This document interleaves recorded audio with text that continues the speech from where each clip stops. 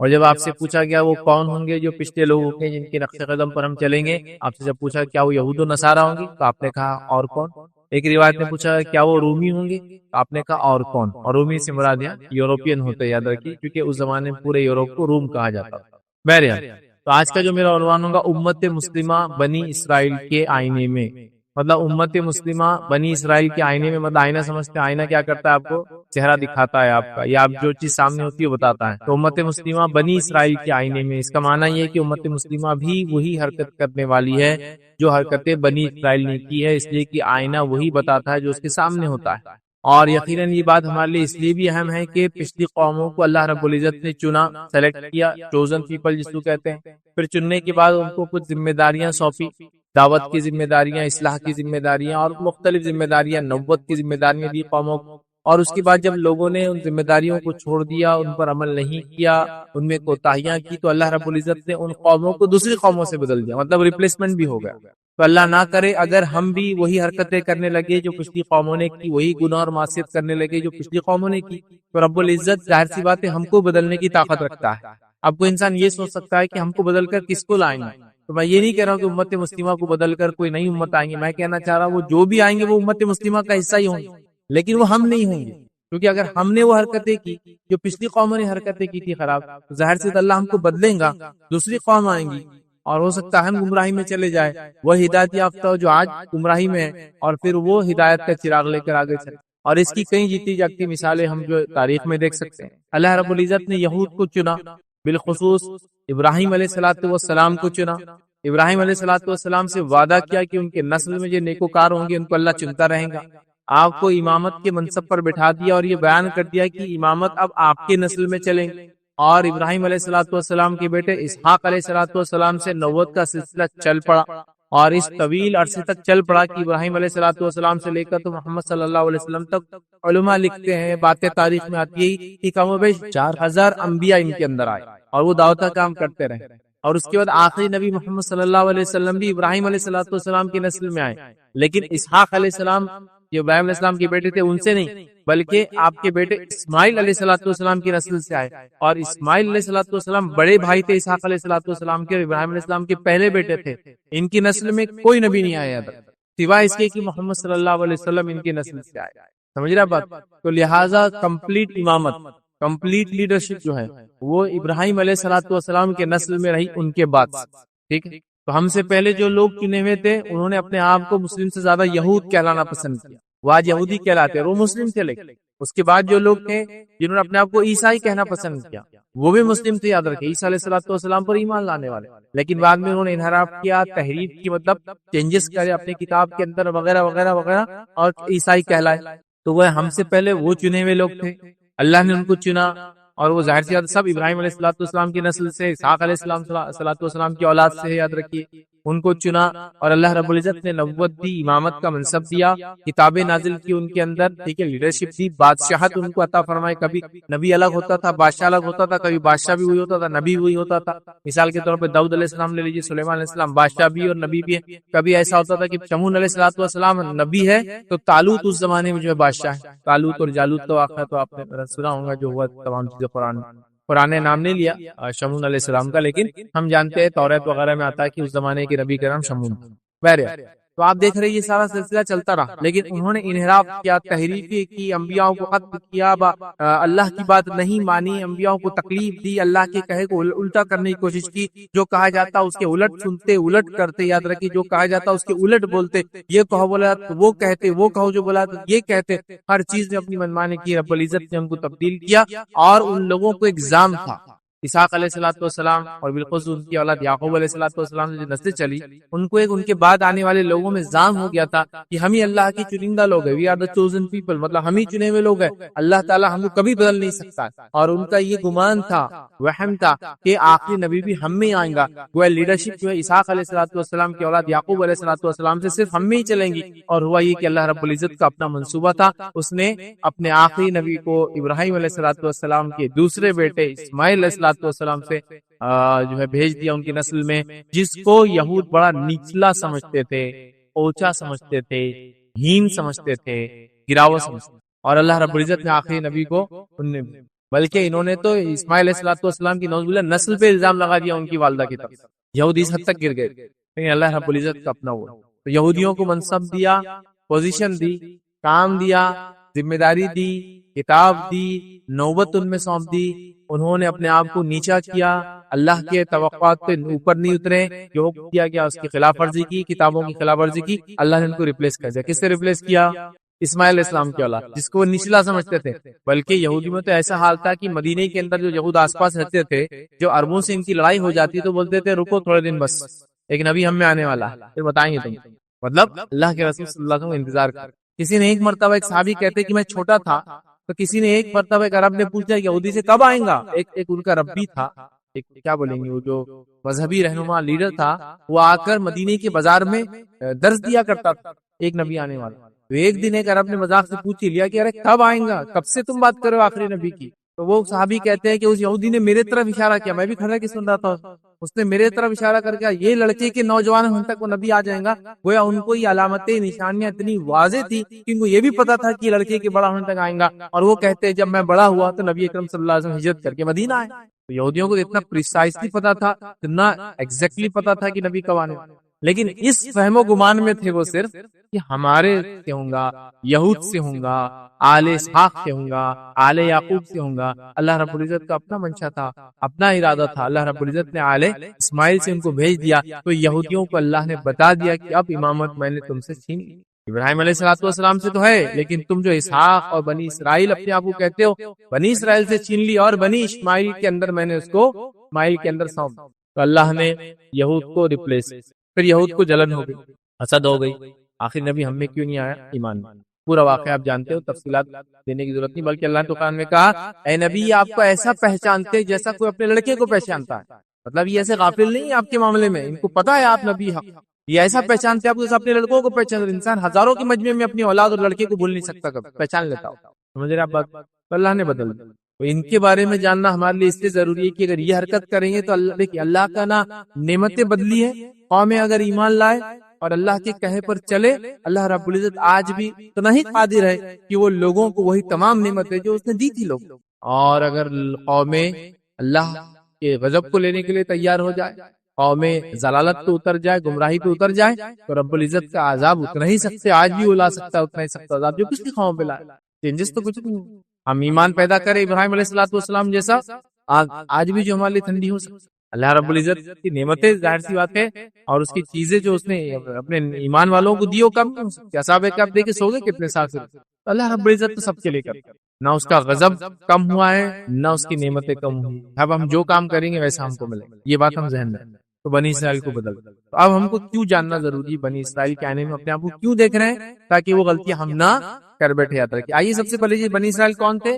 یہ آل اسحاق تھے، ابراہیم علیہ السلام کے بیٹے آل اسحاق یا آل یعقوب ان کو کہہ لیجیے، اسحاق علیہ السلام اور پھر ان کے بعد یعقوب علیہ السلام سے جو اولادیں چلی، یاد رکھیے جن کو یعقوب علیہ السلام کا ایک نام تھا اسرائیل، اور اسرا کہتے بندے کو، ایل کہتے عبرانی زبان میں اللہ کو، تو اسرائیل مطلب اللہ کا بندہ، عبداللہ ان کا نام تھا، اور یہی عبرانی زبان کے نام تقریباً بہت سارے اس میں آتے، جیسا اسماعیل عربی میں بھی آتا ہے، لیکن عبرانی نام ہے اشمائیل، وہی ہے اسماعیل، وہ ایل جو ہے وہ اللہ کہتے، اسماعیل تو اسماعیل کہتے، اسما مطلب سنا عبرانی زبان میں، ایل مطلب اللہ نے ابراہیم علیہ السلام کی دعا سن لی تھی، اس یعقوب علیہ السلام کا اسرائیل، ٹھیک ہے، اسی طرح جبرائیل، میکائیل، یہ سارے عبرانی زبان کے لفظ، اس کا ایل کا معنی اللہ ہے، اور اس کے بعد اللہ، جبرائیل جبر کا معنی ہوتا ہے زبردستی یا طاقت والا، ایل اللہ کا اپوائنٹڈ ایک فرشتہ جو بڑا طاقتور ہے، اور ہم جانتے ہیں جو ہے یہ وحی لانے کے ساتھ ساتھ عذابات بھی لاتے تھے جبرائیل علیہ السلام، ٹھیک ہے، تو بہرحال تو یہ عبرانی زبان کا لفظ یاد رکھیں۔ تو ان کی جو اولاد تھی یاد رکھیے، وہ تمام لوگوں کو اللہ نے، امت مسلمہ تھی وہ یاد رکھیے، اور ان کو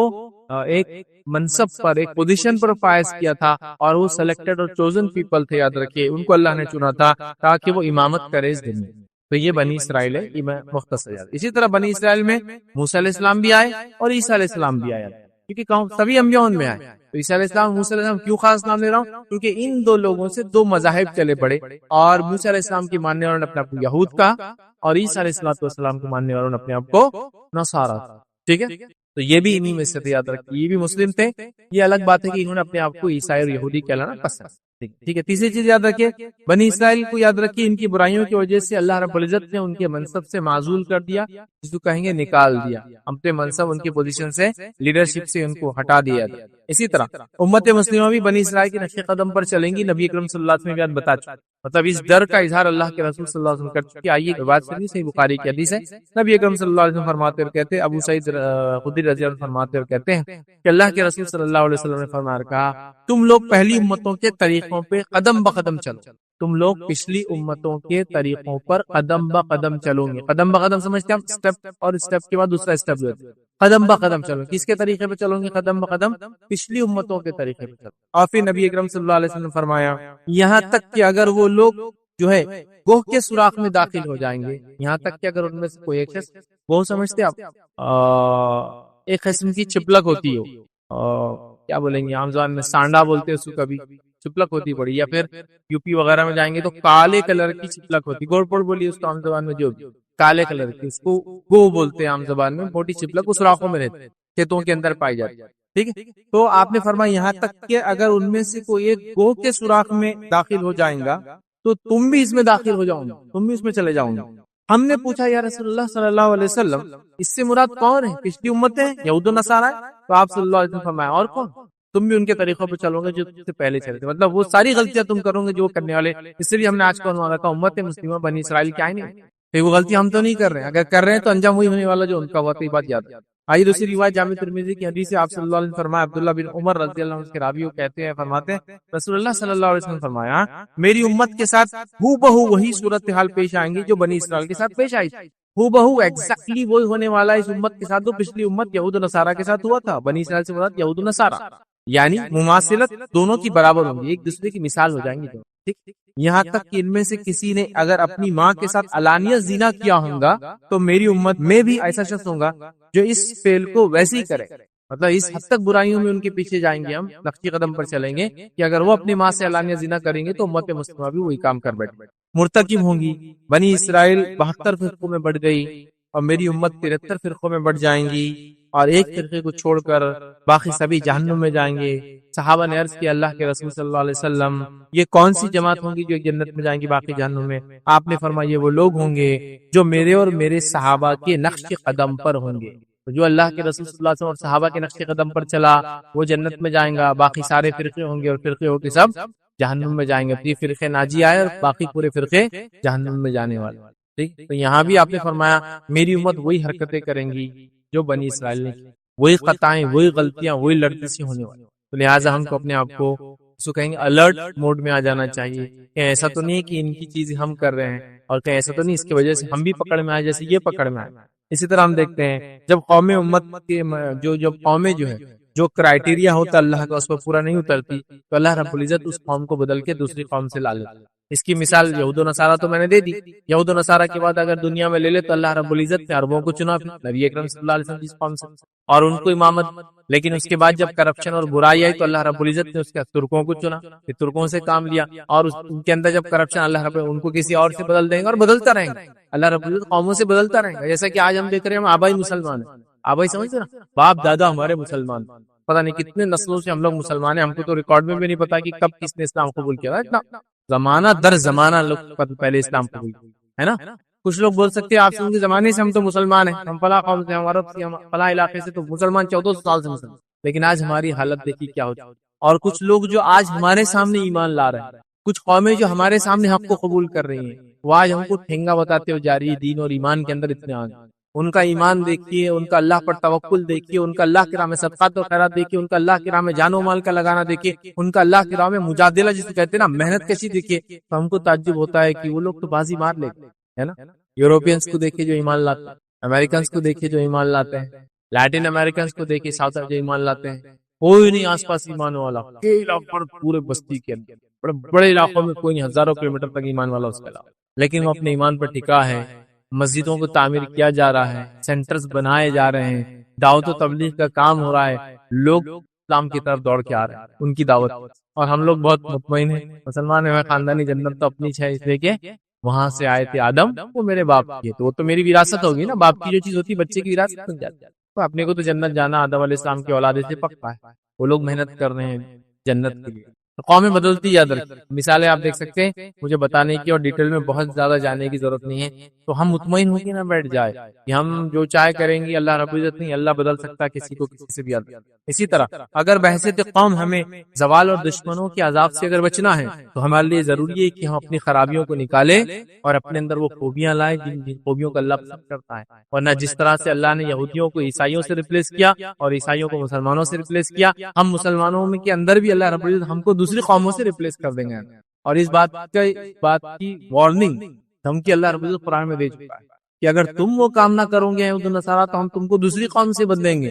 ٹھیک, استبدل قوما غیرکم ثم لا یکونوا امثالکم. اور تمہاری مثال ویسی نہیں, تمہارے ایسی ان کی مثال نہیں, الگ ہوں گے. وہ اللہ سے شدید محبت کرنے والے, سمجھے, تو لہٰذا ریپلیسمنٹ کی وارننگ دی گئی ہے. اور یہود و نصارہ تو ریپلیس کر دی گئی ہم سے, ہم سب جانتے ہیں.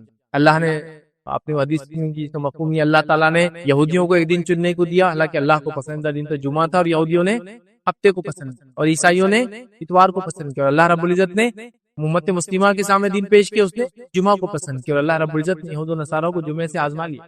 وہ ہمارے بعد ہی آتے ہیں, یہ دن پہلے آتا ہے, جمعہ آتا ہے, پھر سبت آتا ہے, اور پھر اتوار آتا ہے. تو بہرحال ہم لوگوں کو چاہیے کہ ہم چوزن ہیں, ہم سلیکٹڈ ہیں, تو کہیں ایسا نہ ہو ہم بھی وہ حرکتیں کریں, اللہ ہم کو بدل دے. آئیے اب وہ میں 7 پوائنٹس آپ کے سامنے رکھوں گا بہت شارٹ میں, جس کے اندر ہم دیکھیں گے انہوں نے کیا کیا اور ہم کیا کر, تو ان کا کیا ہوا اور ہمارا کیا ہو سکتا ہے. اس سے آپ لوگ اندازہ لگا سکتے ہیں. آپ سمجھ رہے ہیں کہ انہوں نے کیا کیا, ان کے ساتھ کیا ہوا, ہم کیا کریں, ہمارے ساتھ کیا ہو سکتا ہے, یہ ہم اس سے اندازہ لگا سکتے ہیں. یاد رکھیے. آئیے پہلی چیز جو بنی اسرائیل نے کی, جو ان کی بڑی خطا تھی اور غلطی تھی, وہ یہ تھی حق کو جان بوجھ کر دنیا کے فائدے کے لیے یا تو رد کر دیا یا تو چھپا دیا. پہلا سب سے بڑا کرائم جو بنی اسرائیل نے کیا, دیکھیے ابھی میں شعر انبیاء کے قتل وغیرہ وہ ٹاپکس میں جا رہا ہوں, عقیدے وغیرہ کی کہ نفاق اختیار کر لیا فلاں. ابھی ہم موٹی موٹی چیزیں دیکھیں گے جو بہت بنیادی چیزیں تھی جس کے لیے اللہ نے ان کو برا بھلا کہا اپنی کتاب. ٹھیک, آئیے سب سے پہلی چیز, حق کو جان بوجھ کر دنیا کے فائدے کے لیے یا تو انہوں نے درگزر کر دیا یا تو چھپا لیا. 2 کام, یا تو ترک کر دیا یا تو اس کو ہائڈ کر لیا, چھپا لیا. آئیے اس تعلق سے ہم دیکھتے ہیں رب العزت قرآن میں کیا فرماتا ہے کہ اللہ رب العزت نے بنی اسرائیل کو نصیحت کی, اور کس طرح سے نصیحت کی. سنی سورہ بقرہ سورہ نمبر 2 آیت نمبر 41 میں اللہ نے فرمایا وَلَا تَشْتَرُوا بِآيَاتِي ثَمَنًا قَلِيلًا وَإِيَّايَ فَاتَّقُونِ. اللہ فرماتا ہے, کہتا ہے کہ ہماری آیتوں کو تھوڑی تھوڑی قیمتوں پر مت بیچ ڈالو اور مجھ سے ہی ڈرو.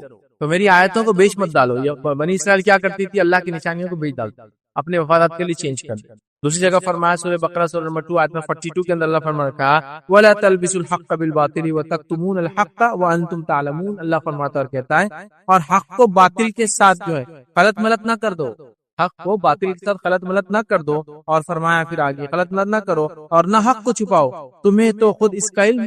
تو انہوں نے کیا کیا, اللہ کی نشانیوں کو ثمنًا قلیلا, اللہ نے فرمایا تھوڑی تھوڑی قیمتوں پر بیچ دیا. دوسرا کیا کیا, چیزوں کو چھپایا.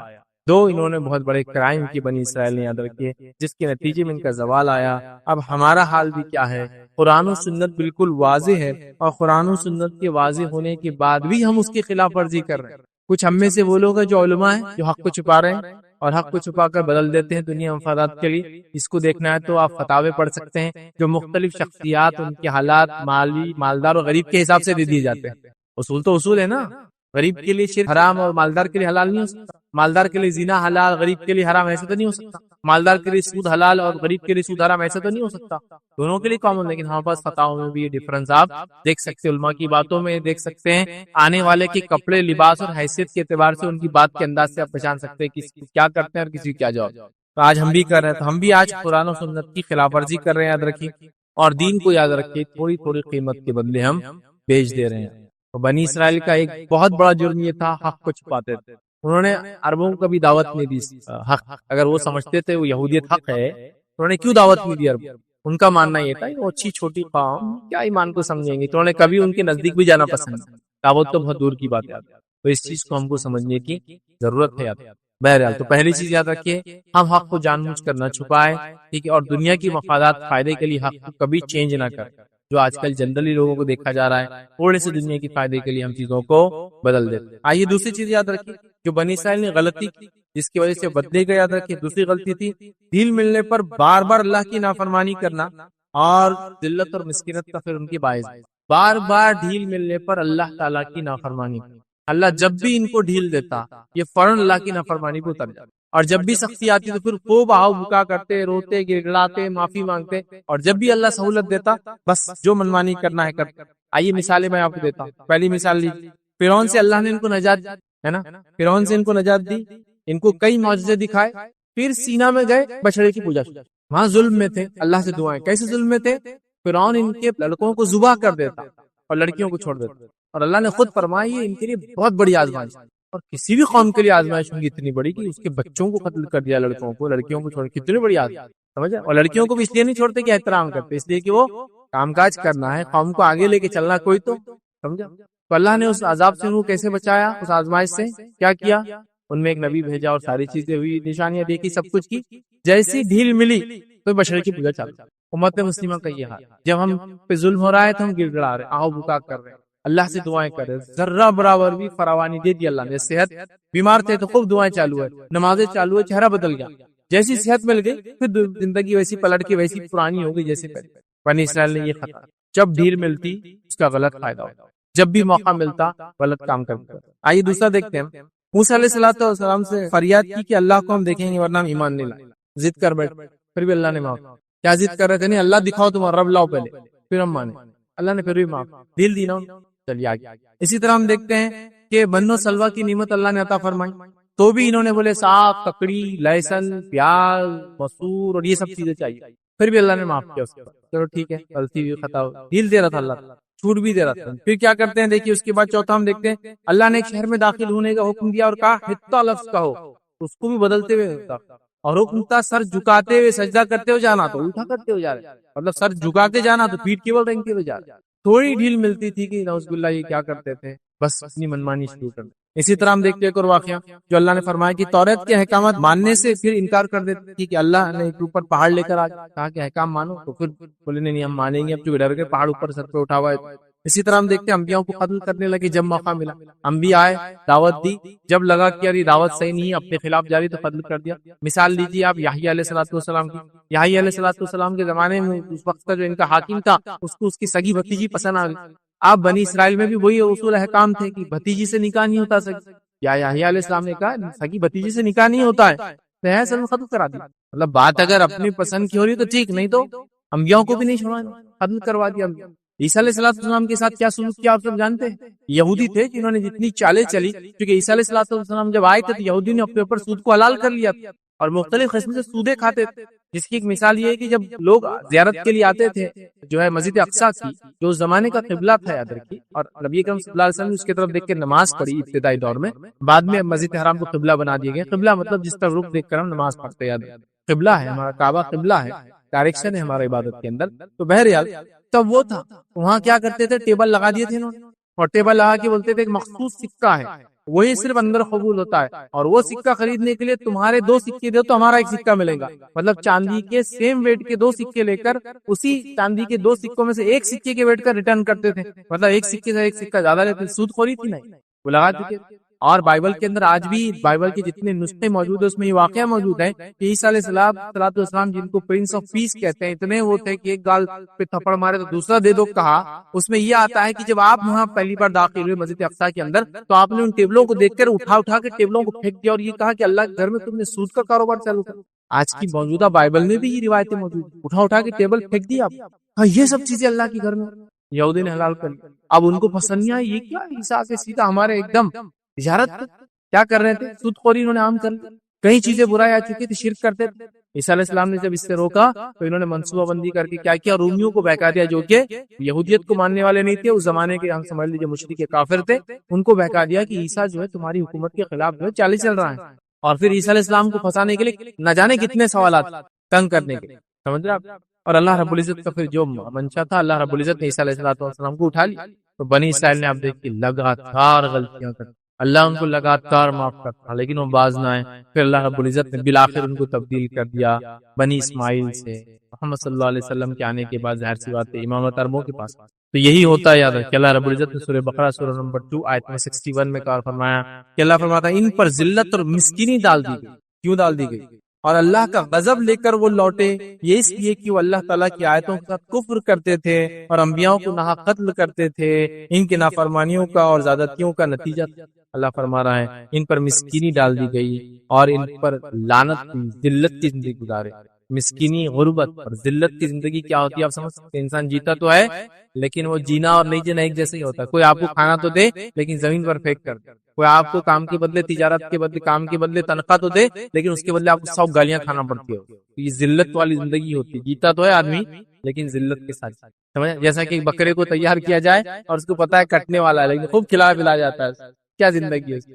سمجھے بات؟ یہ حال ان کا ہو گیا تھا، یاد رکھیے۔ ہم دیکھتے ہیں آج ہمارا بھی یہ حال، اللہ ہم کو ڈھیل دیتا چلا جا رہا ہے۔ واقعات دیکھ رہے ہیں، ایک حالات آ رہے، دوسرے آ رہے، تیسرے آ رہے، چوتھے آ رہے۔ ابھی کچھ حالات ہم پر گزرے تھے تو ہم بڑے عبادت گزار، اطاعت گزار، متحد اور ساری چیزیں ہم میں آ گئی تھی۔ جیسی کورونا کا زمانہ آ گیا وہ پیریڈ کو ہم بھول بھی گئے، حالانکہ اس کو ابھی 1 سال بھی نہیں ہو رہا ہے نا۔ قانون کے خلاف ہم کتنے احتجاج کر رہے تھے، 6 مہینے تک لگاتار پڑے تھے سڑکوں پر، لیکن جیسی تھوڑی ڈیل ملی نا، ایک کورونا آ گیا تو بولے اب وہ چیز بعد میں ہوگی، دیکھا جائے گا۔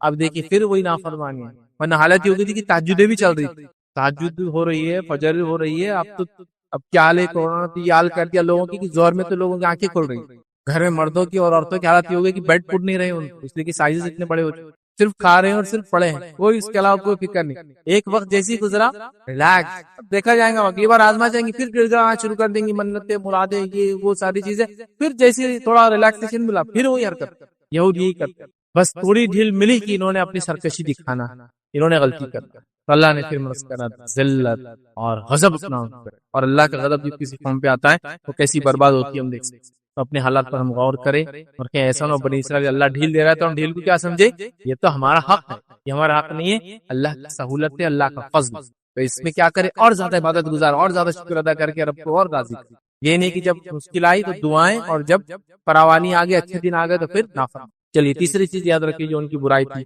جس سے انہوں نے نقصان اٹھایا اور بدلے گئے، یاد رکھیے غیر ضروری کثرت سوال، بہت کثرت سے سوال کرتے ہیں انبیاء سے، اتنے سوالات۔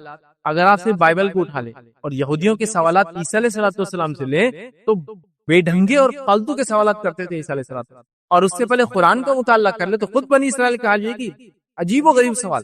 پہلے تو دیکھیے ہوتا یہ کہ قوم میں ایک آدمی قتل ہو جاتا ہے، جب آدمی قتل ہوتا ہے تو موسیٰ علیہ السلام کے پاس آتے ہیں، کیا موسیٰ کیا کرے، قاتل کیسے ڈھونڈے؟ اللہ رب العزت موسیٰ علیہ السلام کو علم اور حکمت جاتا ہے کہ جاؤ ایک جانور کو ذبح کرو، سورہ بقرہ قرآن دیکھ، جاؤ اس کو ذبح کرو۔ جب ذبح کرنے کا حکم آتا تو نہیں وہ کیسے کلر کی ہونا، اس نے ہل جوتی بھی ہونا یا بغیر ہل جوتی بھی ہونا، وہ جانور وہ یہ ہونا، وہاں کا ہونا، یہاں کا ہونا، تو اللہ تعالیٰ نے ایسا مشکل کیا ان کا کرائٹیریا کہ پورا واقعہ آپ جانتے ہیں، حدیث کے اندر پورا بیک گراؤنڈ کا واقعہ آتا ہے کہ ایک انسان نے ایک جانور کو ایک جو ہے پال رکھا تھا اور وہ جانور بڑا ہوا، وہ پورا ایک واقعہ ہے، اور اس کے بعد جب وہ جانور واپس ملا تو بنی اسرائیل کو جو اللہ رب العزت نے پہلے تو کہتے تھے ذبح کر دو، کر دیتے، سوالات کیے، بیجا سوالات کیے، اللہ نے اتنا مشکل کر دیا کہ ایک ہی جانور اس میں فٹ ہو رہا تھا، اور وہ جانور تھا جو ایک لڑکے کا، اور جب وہ جانور لینے گئے تو انہوں نے کہا کہ سونے کے برابر وزن دوں گے، اس کے برابر سونا دوں گے تو دیں گے۔ اب کتنا مشکل ہو گیا تھا، اور ان کو اتنا جتنا جانور کا ویٹ تھا اتنا سونا دینا پڑا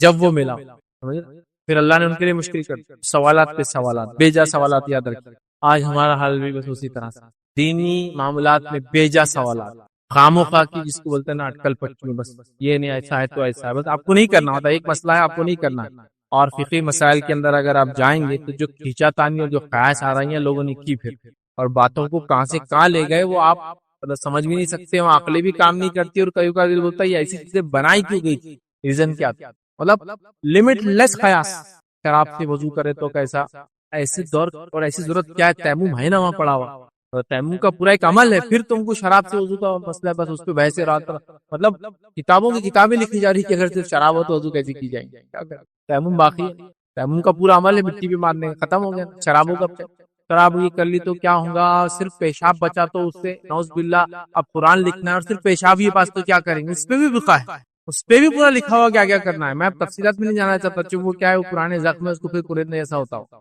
اور اس میں سے گندا خون اور پی نکلتا اور کچھ نہیں رہتا، لیکن یہ سب لکھا ہوا، یہ سب ڈسکشنز ہو رہے، کیا ضرورت ہے، کون سا زمانہ ہے جب قرآن نہیں رہیں گے اور صرف پیشاب باقی رہیں گے لکھنے کے لیے، کیوں ڈسکشن کی ضرورت نہیں، اس پہ بھی ہو رہا ہے۔ ایک بھیڑیے نے بکری کے ساتھ جمع کر لیا تھا، بچہ پیدا ہوا، آدھا بھیڑیا آدھا بکری، اب کھائیں گے نہیں کھائیں گے، سائنس ڈیولپ ہوئی ہے کہ اتنی ڈیولپ نہیں ہوئی کہ بھیڑیے اور بکری دونوں آدھا آدھا پیدا ہوں گا، کوئی ایک بن جائیں گا اگر بنا بھی، اس پر ڈسکشن چل رہا ہے. مرغے نے انڈا دیا تو حلال ہوں گا یا نہیں ہوں گا, اس پر ڈسکشن چل رہا ہے. آپ سمجھے بات؟ بس یہ ہے. اور ایسی سوالات, ایسے کثرت سوالات, جس ظاہر ایک چیز ہے کہ یہ کر لو بول کر قرآن و سنت میں نہیں ایسا, اس کا سیدھا سیدھا تھوڑی رہتا.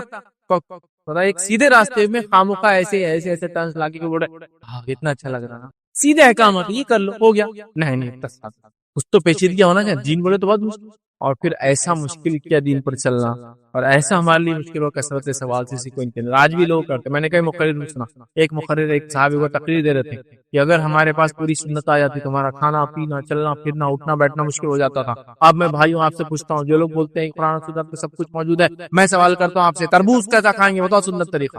اور پبلک وہ پچ تو آپ کو پتا ہے داڑھی میں ہاتھ تو پچا پچ شروع ہو جاتا ہے. مطلب بہت بڑا تیر. میری عقل بولتی چھری تو کاٹ کے جیسا کھانا ہے کھا لو, چھلکا بھی کھا سکتے تو کھا لو, اس کی فائدے, نہیں کھا سکتے تو اس کو چھوڑ دو, جو کرنا کر. حلال چیزیں پورا کھا سکتے, اس کو پورا کھا جاؤ, کرش کر کے کھاتے کھا لو, ایسا توڑ کے اس کو نکال کے کھا لو, کچھ بھی کر لو. نہیں بولے قرآن و سنت میں سب کچھ ہونا چاہیے. قرآن و سنت میں جانور کو ذبح کرنے کا طریقہ, چونکہ اس میں حلال حرام کا مسئلہ ہے. جو پھل حلال ہے اس کے اندر مسئلہ ہی نہیں ہے سب چیزوں کا, کیسا بھی کھاؤ. اب کیلا کیسا کھائیں گے بولا بتاؤ, پوچھ بھی رہے لوگوں سے, لوگ بھی پیچھ شروع ہو, بہت مشکل ہے کیلا. تو انہوں نے کیلے کا طریقہ بتا دیا. پھر سے کیلے کو توڑے, جدھر سے ٹوٹا اس کو نیچے لے لی, اور جدھر سے جڑا ہوا ہے اس کو چھیل رہے, اوپر ڈیڑھ آتی نا اس کو چھیلے پہ.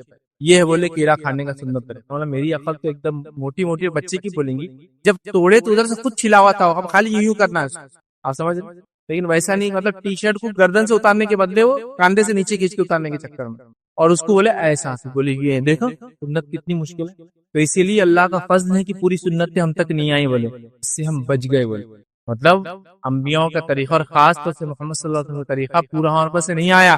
اگر آ جاتا تو نعوذ باللہ مشکل نہیں پڑے. ہمارا تو یہ سوچتا ہے کہ ہمارا کھانا پینا اٹھنا بیٹھنا سونا جاگنا سب سنت میں ہوتا, اور ان کا بولنا سنت آئی نہیں, اچھا ہوا فضل ہو گیا. اور ایسا کر کے پبلک کو گھما رہے, پبلک پیچھا پیچھ, مطلب بڑی خوش ہے, نعرے لگائے جا رہے ہیں, اور یہ کیا جا رہا ہے بڑا, یہی سب ہم.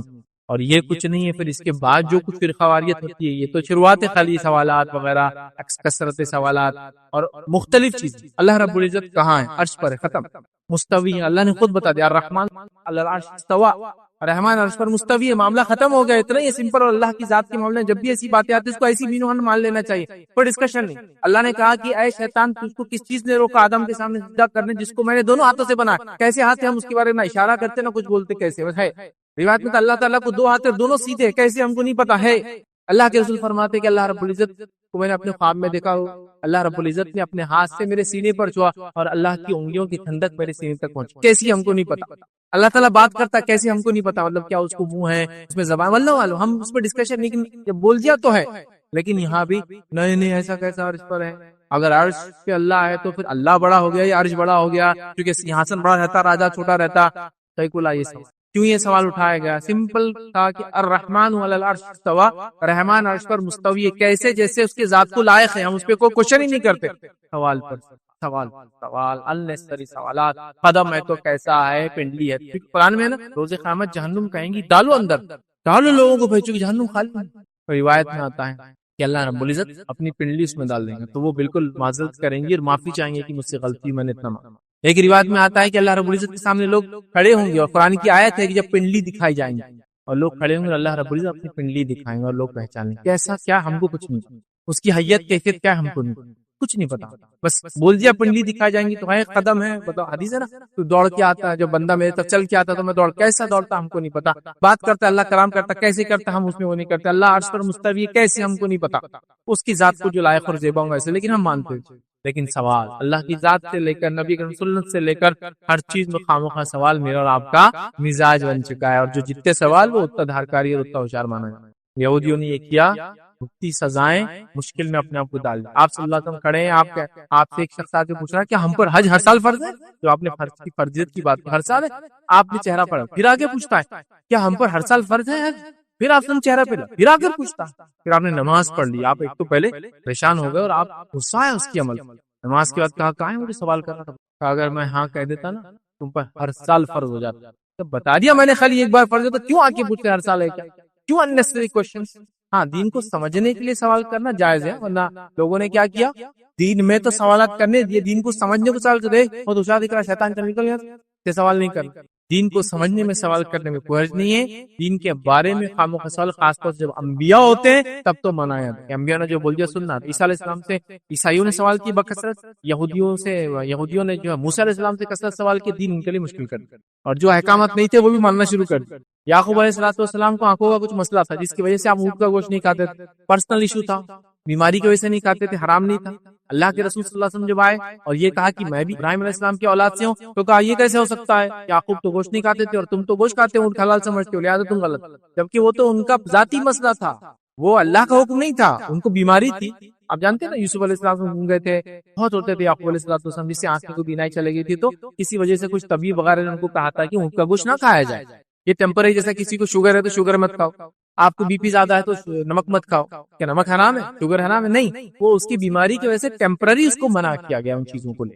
یہ ایسا آج تو سوالات کرتے تھے، ہنستے گئے. آج ہمارا بھی حال یہ دین میں سوال. چوتھی چیز یاد رکھیے جس کے نتیجے میں آج اللہ نے بدلا ان کو اور ہم اپنے آپ کو آئینے میں دیکھ سکتے ہیں، وہ ہے کہ کلام اللہ میں تحریف کرنا، اللہ کے کلام میں تحریف کرنا. اور یہودیوں نے تو فزیکل تحریف کر دی، الفاظ ہی بدل دی.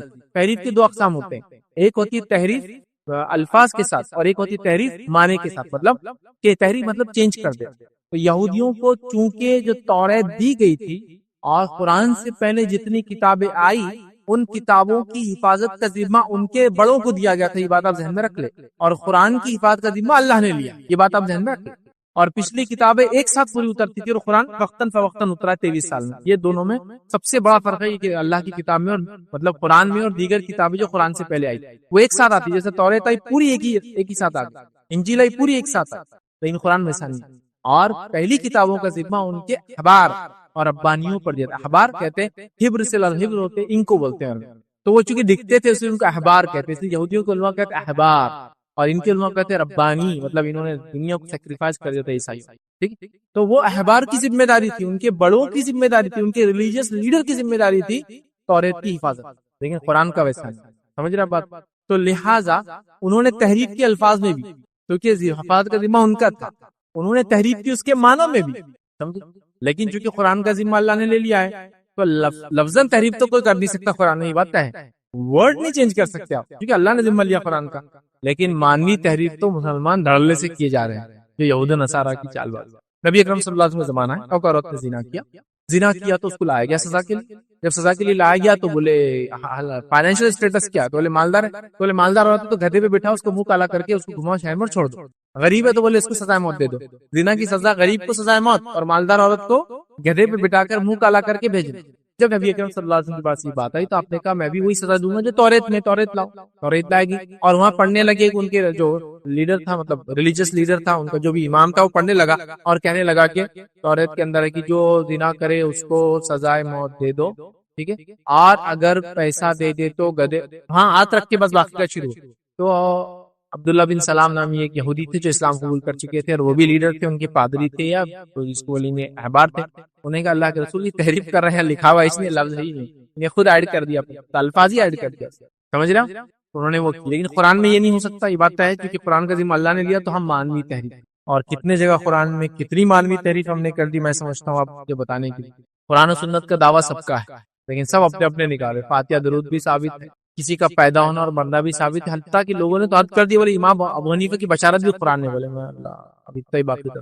صحابہ کے قصے نہیں ہیں اس میں، صحابہ کی بشارتیں نہیں، یہ نہیں ہے. امام ابو حنیفہ کو ثابت کیا جا رہا ہے، حسن اور حسین رضی اللہ عنہ کے فضائل اور ان کے لیے رونا ثابت کیا جا رہا ہے. قرآن میں نبی اکرم صلی اللہ علیہ وسلم انسان نہیں ہے، انسان سے ہٹ کر ہے، نور ہے، وہ ثابت کیا جا رہا ہے. قرآن سے یہ ثابت کیا جا رہا ہے کہ جو لوگ انبیاء کو انسان سمجھے وہ کافر. میں نے قرآن کا ترجمہ لیا اور اس کا پہلے ہی ایسے رفلی کھولتے نا، فرسٹ سم پیجز میں ایسے کھولنے لگا. پہلے کچھ تمہید ہوتی ہے قرآن میں، وہ تمہید کھولا تھا، وہاں لکھا ہوا ہے انبیاء کو انسان کہنے والا کافر. میں ایک دم ڈر گیا، بہت پرانی بات ہے، چھوٹا تھا کالج اسکول کے اندر. انبیاء کو انسان کہنے والا کافر، جب پڑھا تو اس میں لکھا ہوا تھا اور نوح کی قوم کے کافروں نے نوح سے کہا اے نوح تم تو ہمارے جیسے انسان ہو. تو انبیاء کو انسان کہنے والا کون؟ نوح کے قوم کے کافروں نے کہا نوح سے کہ تم تو ہمارے جیسے انسان ہو. تو نبی کو انسان کا مطلب کافر. ہم پریشان، ہم کو تو لگا تھا ہمارے لیے رول ماڈل ہمارے میں سے ہوگا، فرشتوں کا رول ماڈل فرشتوں میں سے ہوگا. تو ہمارا رول ماڈل اگر انسان نہیں ہے پھر ہم لوگ کیسے کام کریں؟ کوئی میرے سامنے ایک روبوٹ لائے، روبوٹ مشین لائے اور لا کر بولے کہ چلو 3 دن تک کام کر کے بتاؤ، اور روبوٹ 3 دن تک کام کرا، پھر مجھے بولے تم کر کے بتاؤ. میں بولوں گا یار میں 3 دن نہیں کر سکتا، زیادہ سے زیادہ کروں گا تو 1 آدھ دن کروں گا اور اس کے بعد تو مر جاؤں گا، کیونکہ سوؤں گا نہیں تو پھر کیسا ہوگا، اور زیادہ سے زیادہ دن دگے تو 3 دن تک انسان جا سکتا ہے اور اس سے پاگل ہو جاؤں گا۔ ارے پھر کیا فائدہ، روبوٹ دیکھو ہمارا، تو بولیں گا روبوٹ ایک مشین ہے، میں مشین ہوں، میرے لیے آپ کیا کرو کہ انسان لا کے نمونہ رکھو اور مجھے انسان کے ساتھ رکھو، پھر میں کمپیٹ کروں گا اس سے۔ تو ہم کو تو لگتا ہے ہم بھی انسان ہونا چاہیے، نہیں، دلیل سب کی قرآن سے۔ لیکن کیا کرے، آئیے یہودیوں کے بارے میں قرآن کیا کہتا ہے، سورہ بقرہ سورہ نمبر 2 آیت 75 میں اللہ نے کہا افتطمعون ان یؤمن لكم قد كان فريق منهم يسمعون كلام الله ثم يحرفونه من بعد ما عقلوه وهم يعلمون۔ اللہ فرماتا ہے اے مسلمانوں، اب کیا ان لوگوں سے تم یہ توقع رکھتے ہو، یہود و نصارہ سے، کہ تمہاری دعوت پر ایمان لے آئیں گے، حالانکہ ان میں سے ایک گروہ کا شیوا یہ رہا ہے کہ اللہ کے کلام کو سنتا تھا، پھر خوب سمجھ بوجھ کر دانستہ طور سے سمجھداری کے ساتھ اس میں چینجز لاتا تھا۔ پہلے اللہ کے کلام کو سمجھتا تھا کہ کیا میننگ ہے کلام کا، کلام کا میننگ ہے کہ اللہ یہاں کہنا چاہ رہا ہے کہ شرک حرام ہے، پھر اس کو سمجھنے کے بعد لوگوں کو بولتا تھا شرک کرو۔ اللہ کے کلام کو سمجھتا تھا کہ اس کا میننگ ہے کہ شرک حرام ہے، لیکن پھر لوگوں سے شرک کراتا۔ آج بھی لوگ ایسے ہیں، اللہ ایک ہے، فلاں ہے، فلاں سب بولیں گے، آپ بعد میں بولیں گے اس کا یہ تھوڑی کہ اولیاء اللہ سے نہیں مانگنا چاہیے، ان سے بھی مانگا جا سکتا اللہ کے ساتھ۔ تو گویا وہ سمجھتے ہیں اللہ کے کلام کو اور پھر تحریف کرتے ہیں اس کے معنی۔ تو آج ہی بہرحال وہی چالو ہے، تو یہ لوگوں نے وہی کیا، جتنے بدعتی فرقے، جتنے لوگوں نے اپنے مسلک کو ثابت کیا، سب نے اللہ کی کتاب سنت رسول کو استعمال کیا، سب نے منمانی کی، سب نے منمانی کی۔ میں کیا مثال دوں، مانوی تحریک کی ایک مثال دیتا ہوں۔ کسی نے کتاب لکھی، حق آ گیا، چھوٹی سی کتاب میں نے پڑھی، اس میں لکھا ہوا ہے غیر اللہ سے مانگنا جائز ہے، خود اللہ نے اس کا حکم دیا۔ ہاں، غیر اللہ سے مانگنا سمجھ رہا، اللہ کے علاوہ کسی سے مانگنا۔ اب میں پڑھنے لگا تو اس میں لکھا ہوا تھا کہ غیر اللہ سے مانگنا جائز ہے، اور قرآن کی دلیل بھی لکھا ہوا ہے، وَادْعُوا شُهَدَاءَكُم مِّن دُونِ اللَّهِ إِن كُنتُمْ صَادِقِينَ۔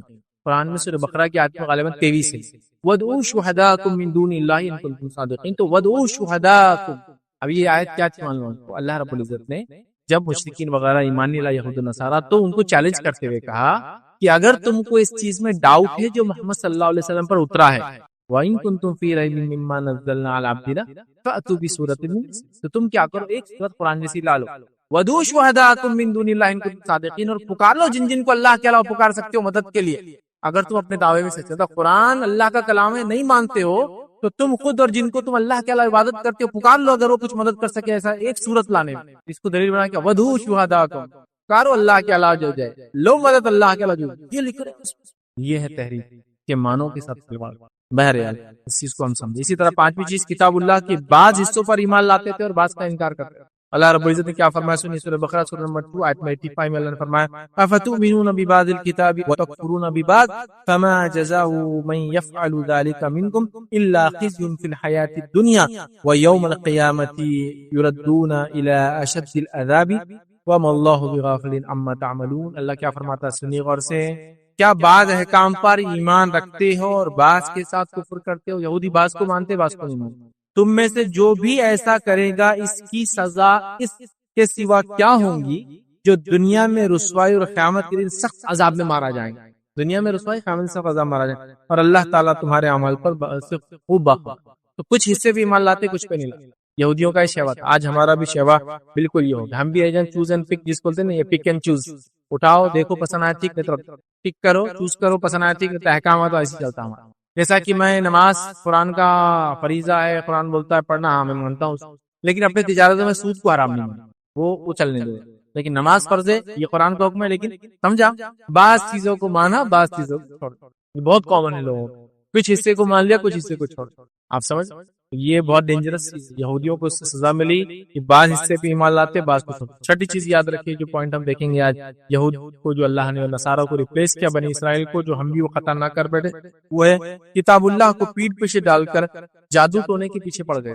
کتاب اللہ کو، اللہ کتاب کو پیچھے ڈال کے جادو ٹونے کے پیچھے پڑ گئے تھے۔ آئیے واقعہ سنیے کیا ہوا تھا، سورہ بقرہ سورہ نمبر 2 آیت نمبر 101 102، 101 کا ایک حصہ اور 102 کا کچھ حصہ ہے، جس میں اللہ فرماتا ہے، کہتا ہے وَلَمَّا جَاءَهُمْ رَسُولٌ مِّنْ عِندِ اللَّهِ مُصَدِّقٌ لِّمَا مَعَهُمْ نَبَذَ فَرِيقٌ مِّنَ الَّذِينَ أُوتُوا الْكِتَابَ كِتَابَ اللَّهِ وَرَاءَ ظُهُورِهِمْ كَأَنَّهُمْ لَا يَعْلَمُونَ وَاتَّبَعُوا مَا تَتْلُو الشَّيَاطِينُ عَلَى مُلْكِ سُلَيْمَانَ وَمَا كَفَرَ سُلَيْمَانُ وَلَكِنَّ الشَّيَاطِينَ كَفَرُوا۔ اور پھر آیت بہرحال آگے چل رہی ہے، سنیے غور سے، اللہ کیا فرماتا ہے۔ اللہ فرماتا ہے جب کبھی ان کے پاس اللہ کا کوئی رسول ان کی کتاب کی تصدیق کرنے والا آیا، ان اہل کتاب کے ایک فریق نے اللہ کی کتاب کو اس طرح پیٹ پیچھے ڈال دیا جیسا اس کو جانتے ہی نہ تھے، اور اس چیز کے پیچھے لگ گئے جو شیاطین نے حضرت سلیمان علیہ السلام کی حکومت میں پڑھتے تھے، اور سلیمان نے کفر نہیں کیا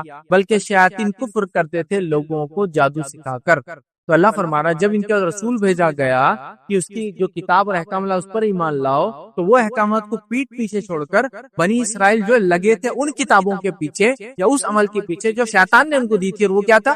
سلیمان علیہ السلام کے زمانے کے شیاطین نے کیا کیا تھا؟ اللہ رب العزت نے سلیمان علیہ السلام کو طاقت دی تھی، ایسی طاقت جن اور انس پر جو اس سے پہلے نہ کبھی کسی کو دی تھی نہ اس کے بعد کسی کو دی تھی، جس میں اللہ نے جنوں کو ان کے سامنے ذلیل کیا تھا جو اپنے آپ کو طاقت میں زیادہ سمجھتے تھے، اور یہ بتایا تھا کہ انسان اشرف المخلوقات ہیں، اور نتیجہ اس کا کیا ہوا تھا؟ جو ذلیل ہوئے تھے وہ اس طرح سے تھا، سلیمان علیہ السلام کی روح قبض ہو گئی اور آپ انتقال کر گئے، لیکن آپ نے شیاطین کو جو ہے ایک محل بنانے کا حکم دیا تھا، اور آپ اپنے محل میں کھڑے تھے ایک عصا، ایک لکڑی کے سہارے، شیاطین آتے دیکھتے ان کو وہاں سلیمان ہے اور ڈر کے کام کرتے رہے۔ اس کے بعد اللہ نے اس لکڑی میں کیڑا ڈالا، اس کیڑے نے جب لکڑی کھائی تو سلیمان گر گئے، تو پتا چلا سلیمان علیہ السلام کا انتقال ہو چکا تھا۔ اور اس سے ایک بات اور بھی پتا چلی، جنوں کو غائب پہل نہیں ہوتا، سلیمان علیہ السلام انتقال کیے ہوئے تھے، خالی کھڑے تھے، جنوں کو نہیں سمجھا۔ اب جنوں کو لگی یہ بات دل کو جا کر کہ سلیمان نے زندگی میں تو ہم پر حکومت کی، انتقال کے بعد بھی کام لے لیا ہم سے، نتیجتاً انہوں نے سلیمان علیہ السلام کے خلاف جھوٹ بکنے کے لیے کیا کیا؟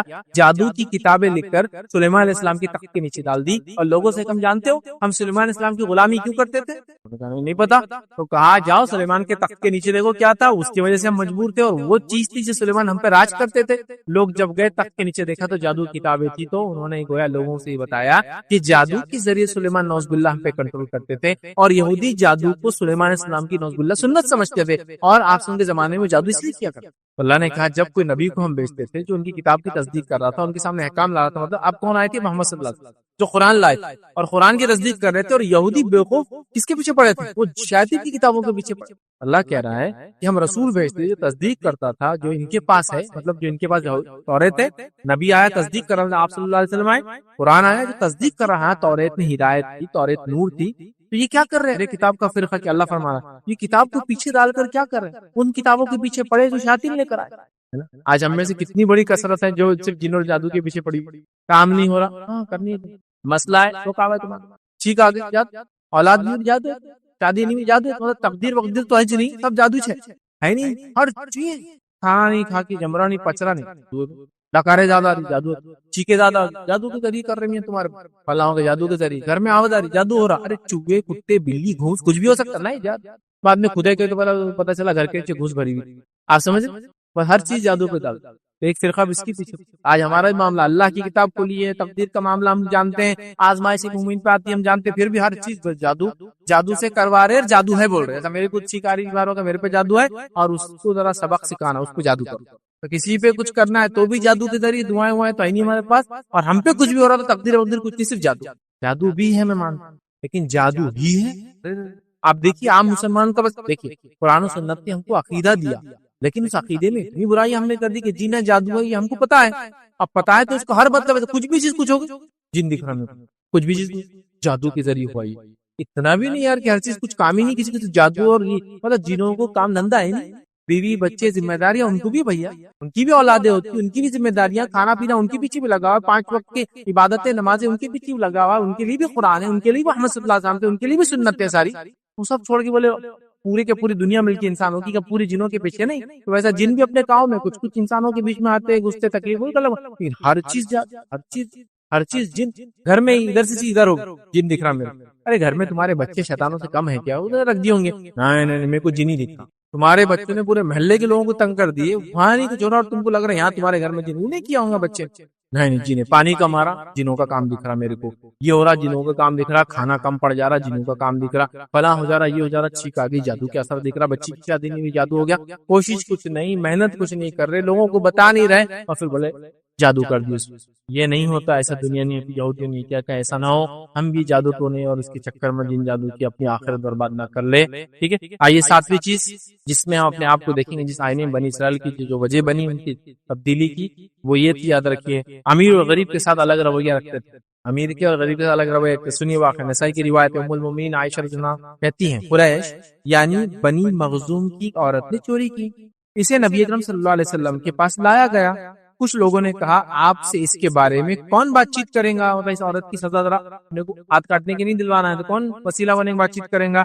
لوگوں نے کہا کہ اسامہ بن زید سے اچھا کون ہے، آپ ان کی بڑے چاہیے ہیں، ان کو وسیلہ بنا کے بولیں گے اللہ کے رسول مالدار ہے ذرا چھوڑ دو اس کو، وسیلہ بنائیں گے.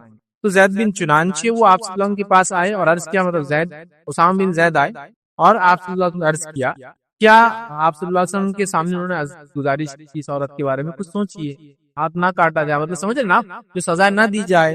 عرض کیا تو آپ نے انہیں ڈانٹا اور ڈانٹ کر کیا فرمایا، غور سے سنیے.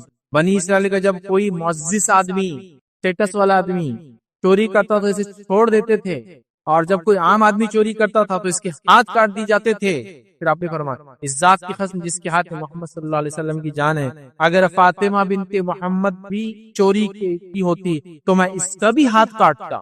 یہود کیا کرتے تھے، مالدار ہے غریب ہے سزا دیتے، یہ فرق کرتے تھے. آج ہمارے پاس ہی فتاوے دیکھ لیجیے اٹھا کر، مالدار اور غریبی کے اعتبار سے چینج ہوتے ہیں، وقت حالات زمانے سے بدلتے ہیں.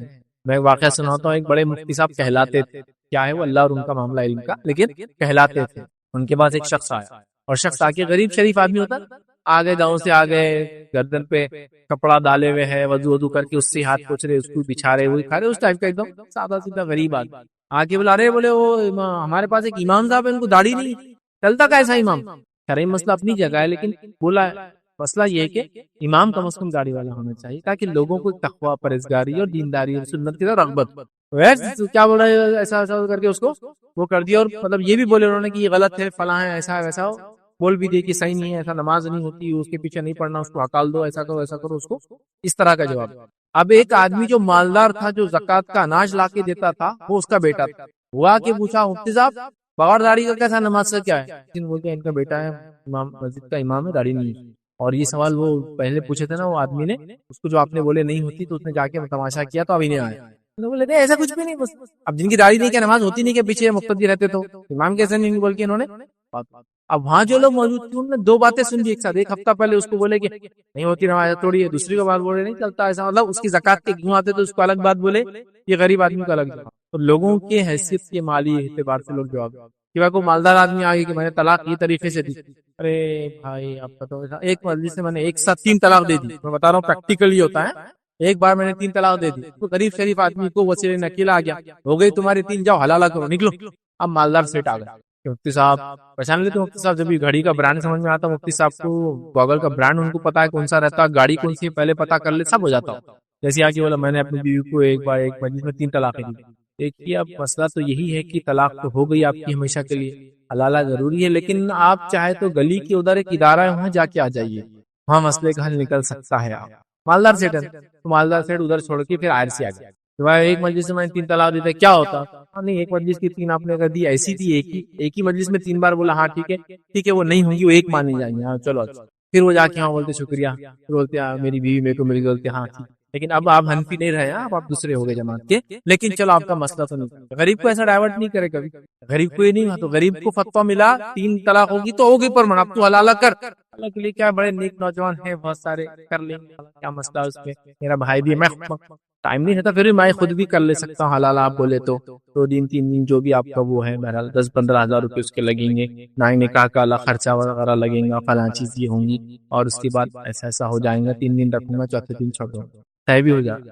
اور میں یہ دور کی بات نہیں کر رہا ہوں، میں ایک جگہ بیٹھا تھا، ایک صاحب کا مسئلہ، انہوں نے طلاق دے دی، میرے پاس آئے، بولے ایسا ہو گیا میرے سے، چلو تم میرے ساتھ ہو. ان کے پاس میں دیکھو ہاں کچھ بھی باتیں نہیں. اب جب وہاں گئے، وہاں جانے کے بعد وہ کیا پوچھ رہے معلوم کہ تم یہ مسئلہ لے کے آئے تو تم یہ والے ہیں کیا؟ بولے نماز میں یہ کرتے یہ والے ہے. بولے تو میں سمجھا نہیں، یہ والے بولے تو کیا اشارہ کس طرف جا رہا ہے؟ پھر بھی میں بعد میں اچھا نماز میں یہ والے ہیں، یہ والے تمہارے نہیں ہوتی. بولے نہیں، بولے گھر والے یہ والے نہیں ہیں، ان کے گھر والے بھی نہیں بول رہے، اور میرے امی بول رہے کہ ہو گئی.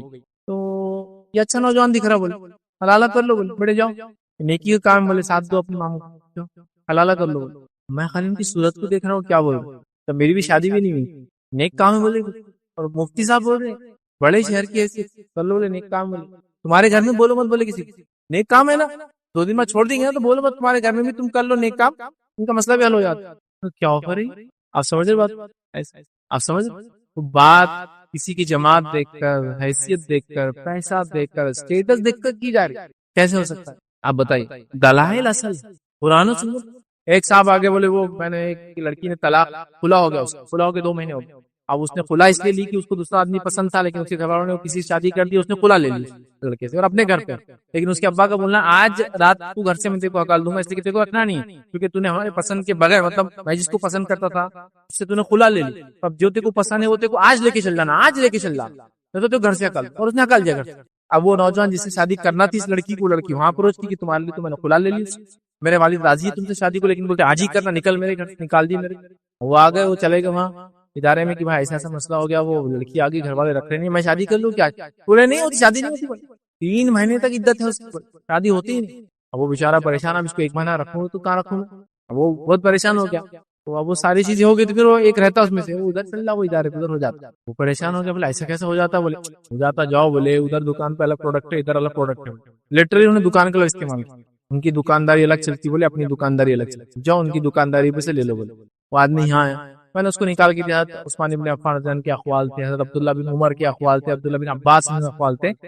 اور آپ سے ان کی حدیث موجود تھی کہ ایک عورت آئی، آپ صلی اللہ علیہ وسلم نے اس نے خلا لی تھی، تو آپ نے ایک اس کو نکاح کی اجازت دی. مطلب خلا کی عدت ایک طلاق کی عدت تھی، اور شوہر کا انتقال ہو تو عدت 4 مہینے 10 دن ہو گیا. میں نے وہ دے دیا اس کو. مطلب میری بات نہیں، ہمارے ادارے کی بات نہیں، یہ سنت کی بات. یہ لو آپ 1 مہینے والا فتویٰ، کاپی اس کو فتوے کی دے دی، شادی کر. وہاں گیا، بولے شکریہ، بولے ہاں اپنے ایسے ایڈجسٹ کر دیتے. بولے تو ان کے پہچان کا تھا، ان کا دوست تھا، تو یہاں بیچ کے انہوں نے ایڈجسٹ کر دیا. کوئی دوسرا غریب ہوتا تو اس کو 3 مہینے کی عدت گزارنا ہی پڑتی. سمجھ رہے ہیں؟ تو یہ ہے. تو امیر کے ساتھ الگ سلوک.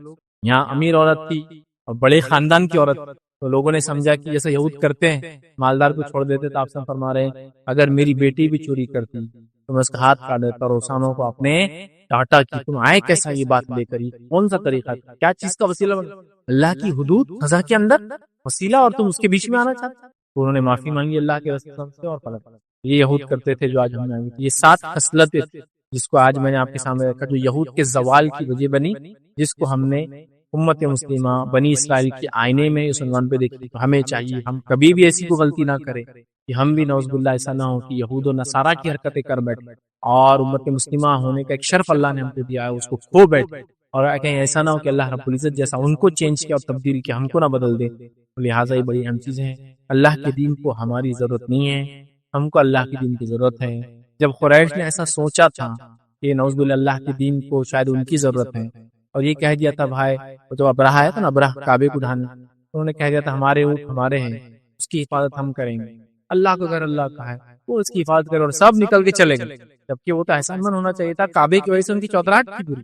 سب پہاڑوں پہ چلے گئے اور دیکھ رہے اب کیا ہوتا. اللہ رب العزت کو نہ قریش کی ضرورت پڑی، نہ اللہ رب العزت کچھ اور کرنا پڑا، نہ اللہ رب العزت کو زمین سے ڈائناسور کو واپس اٹھانا پڑا، کچھ نہیں. اللہ نے صرف چڑیوں کو بھیجا جن کی کوئی حیثیت ہی نہیں مانا تھا. ابابیل ان چڑیوں کو کہتے جو غول جن میں چلتے، دیکھتے نا جب چلتے تو پورا کالا ہوتا آسمان، ادھر سے چلتے ادھر اڑتے ہیں، تو بولتے ابابیل. کوئی پرٹیکولر چڑیا بھی ہو سکتی ہے اللہ عالم، کیونکہ حضرت عبداللہ بن عباس کچھ اقوال ایک مخصوص چڑیا کو کہتے تھے وہ. لیکن ابابیل مطلب بہت چھوٹی چڑیاں جو غول میں بڑے بڑے جھنڈوں میں چلتے. تو اللہ نے کوئی ڈائناسور بھی نہیں لائے، ہاتھیوں سے بڑے ہاتھی بھی نہیں لائے، زلزلے کی بھی ضرورت نہیں، چڑیا کو بھیج دیا، کام لے لیا. قریش کو بتا دیا کہ مجھے تمہاری ضرورت نہیں. ہمارے لیے میسج ہے کہ مسلمانوں، اللہ کو، اللہ کے دین کو، اللہ کو ہماری ضرورت نہیں. یہ ہمارا شرف ہوگا کہ ہم اس کے دین کے لیے کام آئیں. یہ ہمارا فضل ہو، مطلب جس کو ہم کہیں گے ہمارے لیے ایک شرف کی اور فضیلت کی بات ہوگی کہ ہم اللہ کے دین کے لیے کچھ کریں. اور اس کی توفیق بھی تو اللہ ہی دیں گا. ہم کوشش انسان کا کام ہوتا ہے، توفیق اللہ کی طرف سے ہوتی ہے، لیکن کوشش نیت تو سمجھا. لہٰذا کہ ایسا نہ ہو کہ ہم اس غلطی کا جیسا یہود و نصارہ نے کی اور تبدیل ہو گئے ہم بھی نہ ہو. اسی لیے آج ہی میں نے ٹاپک رکھا امت مسلمہ بنی اسرائیل کے آنے میں وہ تمام خصلتیں اور صفتیں جو بنی اسرائیل نے اختیار کی تھی، جس سے اللہ کا ان پر غضب ہوا، تو اس سے بچنا چاہیے اور ان تمام چیزوں کو کرنے کی کوشش کرنا جو اللہ ہم سے چاہتا ہے. اسی پہ اپنی بات کو میں ختم کروں گا. اللہ رب العزت سے دعا ہے کہ اللہ سبحانہ وتعالیٰ جو کچھ کہا سنا گیا سمجھ کی توفیق عطا فرمائے. ہم تمام کو کتاب و سنت کی صحیح سمجھ اور فہم عطا فرمائے. ہم تمام کو پچھلی امتوں کی بری خصلتوں سے ہمیں محفوظ رکھے. ہم میں تمام وہ اچھی خصلتیں ڈالے جو اللہ رب العزت کو پسند کرتا اور چاہتا ہے. ہمیں جب تک زندہ رکھے اسلام اور ایمان پر زندہ رکھے. خاتمہ ایمان پر ہو. آخر دعوانا الحمدللہ رب العالمین.